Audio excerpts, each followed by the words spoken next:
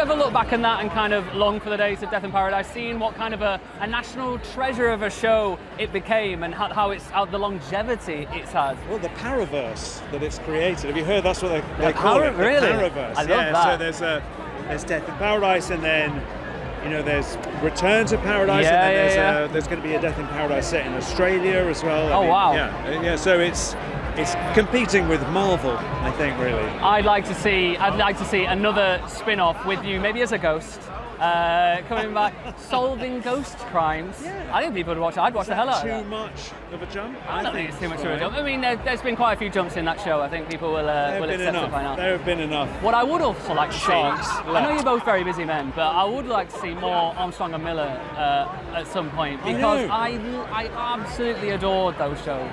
Well, I'm very excited. I mean, there does seem to be a little bit of a return to sketch comedy. I don't know if you've heard, but there's going to be a Saturday Live. There's going to be a sketch show. I have heard. I've heard of that. I mean, obviously, the great lineage of kind of, there was Friday Night Live in the kind of the 80s. Yeah. I brought like the Ben Eltons and stuff through, and there's the question of would it work in the UK? From your learned hands, do you think we have the right I do. thing here? I do. I think by starting the show, you create.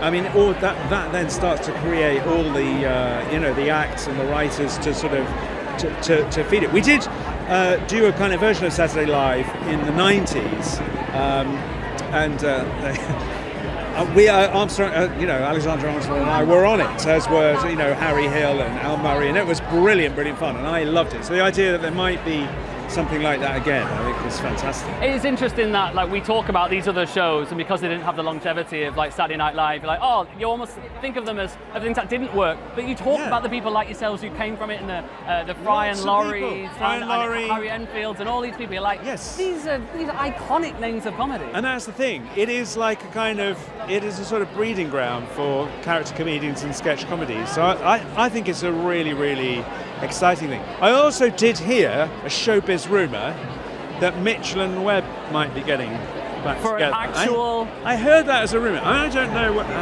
if that's true or not, but I heard that as a rumour. I don't know about other audience members, but for me, Mitchell and Webb and Armstrong and Miller, your shows kind of go hand in hand. Like those, I would watch those shows kind of back to back. For Comic Relief, we once did a show called, I think it was called Mitchell and Webb and Armstrong and Miller. Perfect. So you never know. That might be our way in. But yeah, well, thank you. And talk me through what else you've been kind of getting into this year. So on ITV, a show on ITV called Professor T, which we're very, very excited about. The 4th season is coming out very soon. And I also have a show on right now called Austin, which is a comedy show. It's the first time I've done comedy, since Armstrong and Miller. Wow. And it's a really, really amazing show for the reason that the main character is autistic and played by Michael Theo, who is himself autistic, and he's an absolute brilliant comedy actor. So yeah. And he's from, is he from Australia? Love on the Spectrum. He's Australian. He's from Love on the Spectrum. We shot the show in Australia, and it's on iPlayer now, and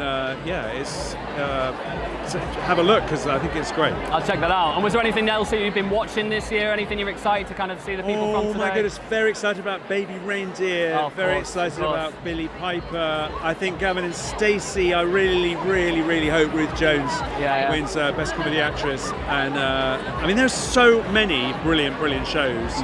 Wild Horse is another really Slow Horses. Slow Horses, yeah. Another really Wild Horses. The Rolling Stones. It's one of my favourites sometimes. No, I think I really hope that there's so many really great shows. So. Well, I'll be crossing my fingers for more Armstrong and Miller. I'll be crossing my fingers for another Johnny English down the line at some point. There's always time to make one of them. Yes, Come on. Yes, please.